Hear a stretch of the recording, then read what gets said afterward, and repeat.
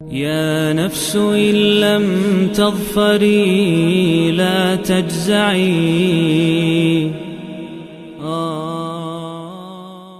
اسلام ایک جامع قسم کا دین ہے. اس میں اللہ تعالیٰ کی طرف سے بندوں کو یہ اختیار نہیں ہے کہ وہ اس کے ارکان میں سے کسی ایک رکن کو چھوڑیں اور ایک کو اختیار کریں. حکم یہ ہے کہ ادخلوا فی السلم کافۃ، پورے کے پورے اسلام میں داخل ہو جاؤ. 5 بنائے اسلام جو ہیں اس میں پہلی بنا شہادتین کا اقرار ہے. اشہد ان لا الہ الا اللہ و اشہد ان محمد الرسول اللہ. ساری زندگی اگر کوئی سجدے میں گرتا رہے اور اشہد ان لا الہ الا اللہ اور اشہد ان محمد رسول اللہ کا اقراری نہیں ہے تو اس کی کوئی عبادت قبول نہیں ہے. تو سب سے پہلے اللہ کے معبود برحق ہونے کا اقرار اور محمد رسول اللہ صلی اللہ علیہ وسلم کے مطاع اور اللہ کے نبی اور رسول ہونے کا اقرار. اس کے بعد نماز 5 وقت کی اور رمضان المبارک کے روزے اور زکوٰۃ اور حج، یہ 5 ارکان اسلام ہیں کہ جن کے ایک رکن کا تارک پورے ارکان کا تارک تصور ہوگا. یہ بات ذہن میں بٹھا لیجئے. اس میں پک اینڈ چوز کا آپشن موجود نہیں ہے کہ آپ کو نماز سوٹ کرتی ہے تو 5 وقتہ نماز ہر وقت نمازی میں بیٹھے رہیں اور روزے کے آپ انکاری ہو جائیں. خدا نہ خواستہ آپ نماز اور روزے کے بھی بہت پابند ہیں لیکن زکوٰۃ کے انکاری ہو جائیں اور زکوٰۃ بھی ادا کرتے ہیں تو حج کے منکر ہو جائیں. ایسا ممکن نہیں ہے. واللہ لأقاتلن من فرق بین الصلاة والزکوٰۃ. سیدنا ابوبکر صدیق نے فرمایا تھا میں اس شخص کے ساتھ جنگ کروں گا، وہ جنگ جو کفار کے ساتھ کی جاتی ہے کہ جو نماز اور زکوٰۃ میں فرق کرتا ہے. اور نبی کریم جناب محمد رسول اللہ صلی اللہ علیہ وسلم نے بھی ارشاد فرمایا تھا کہ اسلام کے 5 ارکان ہیں اور فرمایا تھا فَإِنْ أَطَاعُوا لِذَلِكَ فَقَدْ عَصَمُوا مِنِّي دِمَاءَهُمْ وَأَمْوَالَهُمْ، کہ جو ان 5 ارکان کے سلسلے میں میری اطاعت کرے گا تو گویا اس نے اپنے جان اور اپنے عزت کو بچا لیا. تو اس اعتبار سے یہ ذہن میں بٹھا لیجئے کہ یہ رمضان ہماری زندگی میں یہ تبدیلی تو لے کر کم از کم آئے کہ ان 5 ارکان میں ہم فرق نہیں کریں گے. نماز کی بھی ویسی ہی پابندی جیسی روزے کی اور زکوٰۃ کی بھی ویسی ہی پابندی اور حج کے سلسلے میں بھی اپنے اس فرض کو پہچاننا کہ جو لوگ اس کی استطاعت رکھتے ہیں وہ حج کریں گے، جو زکوٰۃ کے صاحب نصاب ہیں انہوں نے زکوٰۃ ضرور ادا کرنی. تو یہ وہ مہینہ ہے کہ جس میں ہر نیکی کل حسنۃ بعشر امثالها، ہر نیکی 10 گنا ہے اور 70 گنا. اور واللہ یضاعف لمن یشاء، اللہ کسی کے دل کے جذبے کے اعتبار سے جتنا چاہے اس کے اجر کو بڑھا لے. تو اس اعتبار سے بہت امکان ہے کہ یہ نیکی اس قدر اس درجے کی ہو جائے کہ اللہ کے نبی جناب محمد رسول اللہ صلی اللہ علیہ وسلم کا ارشاد ہے، متفق علیہ حدیث ہے کہ من تصدق بعدل تمرۃ من کسب طیب، کہ جو ایک کھجور کے برابر بھی اپنی حلال کمائی سے خرچ کرے، ولا یسعد الی اللہ الا الطیب، اللہ تو صرف طیب ہی قبول کرتا ہے، اللہ تو صرف پاک ہی قبول کرتا ہے، حرام کمائی اسے نہیں چاہیے. فإن اللہ یقبلها بیمینہ، اللہ تعالیٰ اسے اپنے داہنے ہاتھ میں قبول فرماتا ہے. ثم یربیها لصاحبها حتی تکون مثل الجبل العظیم، یہاں تک کہ وہ ایک بڑے پہاڑ کے برابر ہو جاتا ہے. تو پھر تصور کیجئے کہ وہ نیکی اگر رمضان میں کی گئی ہو، چونکہ دوسری حدیث میں اللہ کے رسول صلی اللہ علیہ وسلم نے فرمایا، حضرت انس فرماتے ہیں کہ رسول کریم صلی اللہ علیہ وسلم سے پوچھا گیا تھا کہ ایو صدقۃ افضل، کون سا صدقہ سب سے افضل ہے؟ تو آپ نے فرمایا صدقۃ فی رمضان، رمضان کے مہینے میں صدقہ دے. رمضان کے مہینے میں جب اللہ کی رحمتوں کا یہ کی بہاریں چل رہی ہے، اس وقت ہر نیکی اپنے اجر کے اعتبار سے، اپنے درجے کے اعتبار سے اس قدر اس میں ترقی ہوتی ہے. اس وقت اگر کوئی کچھ خرچ کرتا ہے اللہ کے راستے میں تو یہ بہت اجر کی بات ہے. اور یہ صدقہ بھی جو ہے 2 طرح کے صدقے ہوتے ہیں.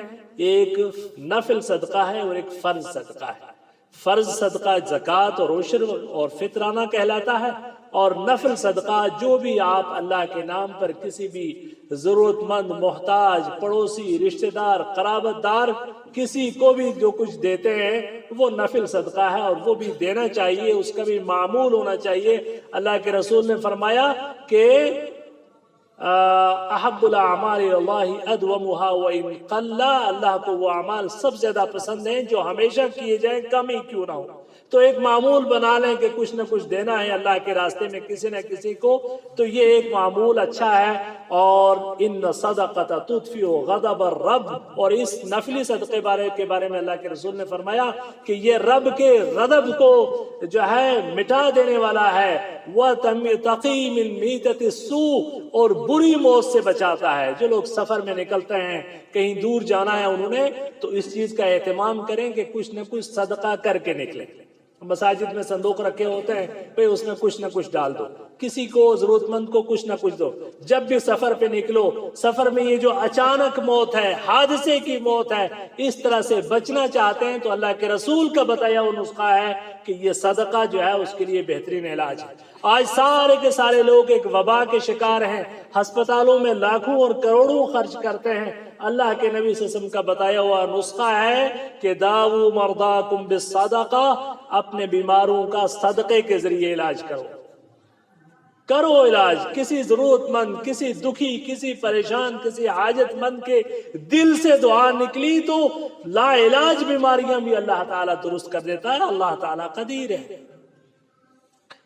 تو یہ تو تذکرہ ہوا نفلی صدقات کا، لیکن جو فرض صدقات ہیں جسے ہم زکوٰۃ کہتے ہیں، وہ فرض ہے، وہ اسلام کا رکن ہے، وہ اس کا منکر اسلام کا منکر ہے، اس کا منکر اسلام کے دائرے میں رہتے ہوئے بھی گویا ایک فرض کا منکر ہے۔ اس اعتبار سے اس معاملے کو ہلکے میں نہ لیں۔ اور ہر وہ شخص کہ جس کے پاس اللہ تعالیٰ نے اس کو کچھ مال عطا کیا ہے، وَآتُوا مِن مَالِ اللَّهِ الَّتِي آتَاكُمْ، اللہ کے اس مال سے دو جو اللہ نے تمہیں دیا ہے۔ یہ مال اللہ کا ہے، یہ میرا اور آپ کا مال نہیں ہے۔ مستخلفین فی، اس میں خلافت ہمیں عطا کی گئی ہے، اس میں نگرانی عطا کی گئی ہے، ملکیت صرف اللہ تعالیٰ کی ہے۔ اور پھر اگر کوئی شخص اس صدقے سے، اس کی ادائیگی سے جو ہے کوئی بخل کرتا ہے تو اللہ فرماتا ہے وَلَا يَحْسَبَنَّ الَّذِينَ يَبْخَلُونَ بِمَا آتَاهُمُ اللَّهُ مِنْ فَضْلِهِ هُوَ خَيْرًا لَهُمْ بَلْ هُوَ شَرٌّ لَهُمْ۔ وہ لوگ کہ جن کو اللہ نے اپنا فضل عطا کیا ہے اور وہ اس میں بخیلی کرتے ہیں، وہ یہ نہ سمجھیں کہ یہ بخیلی ان کے فائدے میں ہے۔ بھئی اس سال کوئی آیا نہیں چندہ کرنے والا، بچ گیا۔ اس سال چندے والا نہیں آیا، بچ گئے۔ فلانے سے نظر نہیں ٹکرائی، جان چھوٹ گئی، اچھا ہوا۔ فرمایا کہ اسے اچھا نہ سمجھو، بل ہوا شر لہم، یہ برا ہے تمہارے لیے۔ اسلامی حکومت ہوتی، ڈنڈے سے تم سے یہ چیزیں وصول کی جاتی۔ آج اسلامی حکومت نہیں ہے، یہ بیچارے مدارس والے، یہ مساجد، یہ جو ہے کیا کہتے ہیں دینی اداروں والے، یہ غریب، یہ مسکین، یہ محتاج آپ کے سامنے ہاتھ پھیلا کر آپ سے طلب کرتے ہیں اور آپ کی منتیں اور سماجیں اور آپ کے نخرے برداشت کرتے ہیں۔ فرمایا کہ اگر اسلامی حکومت ہوتی تو یہ بزور بازو ڈنڈا مار کے تم سے وصول کیے جاتے، جیسے آج حکومتیں ٹیکس وصول کرتی ہیں۔ اور اب آپ ایک ایسے ملک میں ہیں کہ جہاں آپ سے طلب کرنے والے منت سماجت سے ہی طلب کرتے ہیں، تو کم از کم آپ انہیں دیں، ان تک پہنچائیں، ان کا شکریہ ادا کریں کہ وہ آپ کے پاس آئیں، ان کی عزت کریں۔ سَيُطَوَّقُونَ مَا بَخِلُوا بِهِ يَوْمَ الْقِيَامَةِ، قیامت کے دن یہ جس چیزوں کو بچا بچا کے تم رکھتے ہو اور بخل کرتے ہو، ان چیزوں کا توق بنا کر تمہارے گلے میں ڈالا جائے گا۔ وَلِلَّهِ مِيرَاثُ السَّمَاوَاتِ وَالْأَرْضِ وَاللَّهُ بِمَا تَعْمَلُونَ خَبِيرٌ، اور اللہ زمین و آسمان کی یہ ساری میراث اس کی ہے، اور اسے پتا ہے کہ کس کو کیا دینا ہے۔ وہ کسی کو دے کے آزما رہا ہے اور کسی سے لے کر آزما رہا ہے۔ غنی شاکر ہے یا فقیر صابر ہے، فیصلہ آپ کا ہے۔ آپ غنی ہیں تو شاکر ہیں کہ نہیں ہیں، اور شکر کی سب سے بہتر صورت یہ ہے کہ اللہ کے راستے میں دیں۔ اور صبر، فقیر ہیں تو کیا صبر کرنے والے ہیں کہ نہیں ہیں، اس اعتبار سے بھی اللہ نے ہمیں اور آپ کو آزمایا ہے۔ تو جو جس حالت میں ہے، جو غنی ہے وہ بھی آزمایا گیا ہے، جو فقیر ہے وہ بھی آزمایا گیا ہے، سب کو اپنی آزمائش میں پورا اترنے کی ضرورت ہے۔ بخل نہیں کرنا، یہ مال دینا ہے۔ اللہ کے رسول صلی اللہ علیہ وسلم نے فرمایا کہ من آتاہ اللہ مالا فلم یؤد زکاتہ، اللہ نے جس کو مال دیا اور وہ اس کی زکوٰۃ نہیں دیتا، مثل لہ یوم القیامت شجاعا اقرا لہ زبیبتان، کہ قیامت کے دن اللہ تعالیٰ اس کے لیے اس مال کو ایک سانپ کی صورت میں ممثل کر دے گا، اور وہ مال اسے ڈنک مارے گا، وہ سانپ اسے ڈنک مارے گا۔ اور دوسری ایک حدیث میں، وہ بھی متفق علیہ حدیث ہے، جس میں اللہ کے رسول نے فرمایا کہ وہ مال اور وہ جو سونا اور چاندی جو تم جمع کرتے ہو، اس کے جو ہے اللہ تعالیٰ اس کے قطرے بنائے گا، اور ان کے ذریعے اس کے پورے جسم کو داغا جائے گا۔ اور قرآن میں بھی یہی آیت میں فرمایا گیا، اور فرمایا گیا ھذا ما کنزتم لانفسکم، یہ تھا کہ جو تم بچا کے رکھتے تھے۔ آج زمین نے اپنے سارے خزانے اگل دیے ہیں ہمارے لیے۔ آپ تصور کیجئے، آج سے 5-10 سال پہلے جن اسباب اور وسائل کا ہم تصور نہیں کر سکتے، سڑکیں بھری ہیں گاڑیوں سے، ٹریفک کو جگہ نہیں مل رہی ہے، یہ جو انتہائی بھیڑ بھاڑ والے علاقوں میں جو کچھ ہوتا تھا وہ آج گلیوں میں 10-10 20-20 گاڑیاں چاروں طرف نظر آ رہی ہیں، عالی شان مکانات نظر آ رہے ہیں، بھری پوری دکانیں نظر آ رہی ہیں، ملازمتیں ہیں، عہدے اور مرتبے ہیں۔ گویا اللہ نے اپنی حجت تمام کی، ساری نعمتیں ہم پر تمام کر رکھی ہیں، لیکن ہم شکر کرنے والے نہیں ہیں۔ ہر آدمی اس کے باوجود اپنی کسی نہ کسی حاجت کی کوشش کے لیے سلسلے میں شکوہ کرتا ہے، اور فرماتا ہے اللہ تعالیٰ کی یہ شکوے کبھی ختم نہیں ہو سکتے۔ اللہ کے رسول صلی اللہ علیہ وسلم نے فرمایا تھا کہ بنو آدم کا پیٹ تو صرف مٹی بھر سکتی ہے، اس کو ایک وادی بھی اگر سونے کی مل جائے تو تمنا کرے گا کہ دوسری وادی بھی ملنی چاہیے۔ میرے پاس فلانی گاڑی ہے تو فلانی کیوں نہیں ہے، مکان ویسا ہے تو اس ڈیزائن کا کیوں نہیں ہے، دکان ویسی ہے تو اس سے بڑی کیوں نہیں ہے۔ ہر شخص اس سے زیادہ فرمایا الہاکم التکاثر، تمہیں بیگانہ اور غافل کر دیا ہے کثرت طلب نے، حتی زرتم المقابر، یہاں تک کہ تم قبروں میں جا پہنچتے ہو اور تمہاری طلب کا سلسلہ ختم نہیں ہوتا۔ اگر طلب کے سلسلے کو روکنا چاہتے ہیں، اگر بخل کو روکنا چاہتے ہیں، مال کی اس گندی محبت کو روکنا چاہتے ہیں، مال کی نحوستوں سے بچنا چاہتے ہیں، مال منحوس بھی ہوتا ہے، مال نافرمانیاں لاتا ہے، اولاد کا بگاڑ لاتا ہے، اولاد کی تباہی لاتا ہے، گھر کی بے سکونی لاتا ہے۔ اگر ان سب چیزوں سے بچنا چاہتے ہو تو زکوٰۃ ادا کرو، مال کو پاک کرو۔ زکوٰۃ کا لفظی معنی ہوتا ہے پاک کرنا، اس مال کو پاک کرنا بہت ضروری ہے۔ اور یہ پاکی کس طرح ہوگی؟ زکوٰۃ کی صورت میں ہوگی، ایمانداری کے ساتھ۔ ہماری دکان میں کتنا مال ہے دیکھیں، سال کے سال تاریخ متعین کریں، کس تاریخ کو ہم نے اپنی دکان کے پورے مال کا حساب کرنا ہے۔ 10 لاکھ کا، 5 لاکھ کا، 1 لاکھ کا، 50,000 کا ہے، اس کا حساب کریں اور اس میں سے زکوٰۃ ادا کریں۔ 595 گرام چاندی، 595 گرام چاندی کا ریٹ جا کر سونار سے پوچھیں کتنے کا بنتا ہے؟ 28,000 کا بنتا ہے، 40,000 کا بنتا ہے، کتنے کا بنتا ہے؟ اتنا اگر آپ کے پاس آپ کی دکان میں سامان ہے، دکان رکھے ہوئے آپ کو سال ہو گیا ہے، آپ کے اوپر پھر اس پر زکوٰۃ ہے، آپ کو اس پہ 2.5% زکوٰۃ دینی ہے اس کی قیمت کے اعتبار سے۔ یعنی لاکھ روپے کے اوپر کتنا؟ 2500 روپے۔ اور ایک بات اور ذہن میں رکھیں کہ روپے کی زکوٰۃ روپے کی صورت میں ہوگی، روپے کی زکوٰۃ روپے کی صورت میں ہوگی۔ یہ نہ ہو کہ صاحب آپ نے کپڑے خرید لیے اور کپڑے بانٹنے شروع کر دیے غریبوں کو، آپ نے غلہ خرید لیا اور غلہ اپنے طور پر تقسیم کرنا شروع کر دیا، آپ دکاندار ہیں تو آپ نے اپنی دکان کا مال جو ہے بطور زکوٰۃ لوگوں کو دینا شروع کر دیا، اپنی چوائس اور اپنی سہولت کے اعتبار سے، جی میں نے چاول دینا تو چاول دوں گا، آٹا دینا تو آٹا دوں گا۔ نہیں، آپ کے مال کی قیمت اس کا جب زکوٰۃ نکل رہی ہے تو آپ نے پھر پیسہ دینا ہے۔ ضرورت مند خود متعین کرے گا کہ اس کو اس پیسے سے وہ کیا خریدے۔ ہو سکتا ہے اس کو علاج کے مسائل، ہو سکتا ہے وہ مقروض ہو سکتا ہے اسے کپڑے چاہیے اور آپ اسے چاول دے رہے ہیں۔ یہ امانت ہے، یہ رب کا حکم ہے، اللہ محتاج نہیں ہے، آپ اور ہم محتاج ہیں۔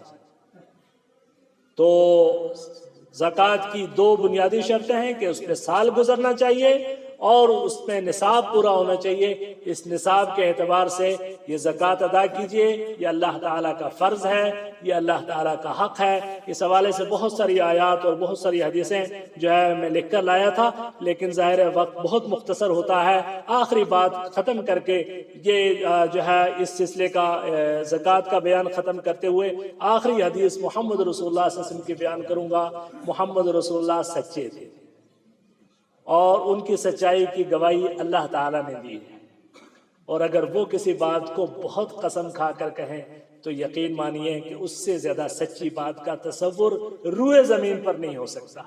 حضرت عبد الرحمن بن عوف فرماتے ہیں کہ رسول کریم صلی اللہ علیہ وسلم نے فرمایا کہ والذی نفس محمد بیدہ، اس ذات کی قسم کہ محمد کی جان جس کے قبضہ قدرت میں ہے، ان کنت لحالفا علیہ، کہ اس بات پر تو میں قسم کھانے کے لیے تیار ہوں۔ دو قسمیں کھا لی گویا، ایک یہ قسم کھائی کہ اس رب کی قسم کہ جس کی قبضہ قدرت میں میری جان ہے، اور دوسرا فرمایا مزید تاکید کرتے ہوئے کہ اس بات پہ تو میں اور قسم کھا سکتا ہوں، کیا؟ لا ينقص مال من صدقۃ، صدقے سے مال ختم نہیں ہوتا، صدقے سے مال کم نہیں ہوتا۔ فتصدقوا، خوب صدقہ کیا کرو، مال کم نہیں ہوگا، مال بڑھے گا۔ بخل ختم کرو، بخل ختم کرو۔ تو یہ زکوٰۃ کا بیان تھا۔ کسی بھائی کا سوال ہے کہ زوال کا وقت کب سے کب تک ہے اور جس میں سجدہ منع ہے، ذرا تفصیل بیان فرمائیں۔ بھائی 3 اوقات ہیں جس میں اللہ کے رسول صلی اللہ علیہ وسلم نے سجدہ کرنے سے منع کیا ہے۔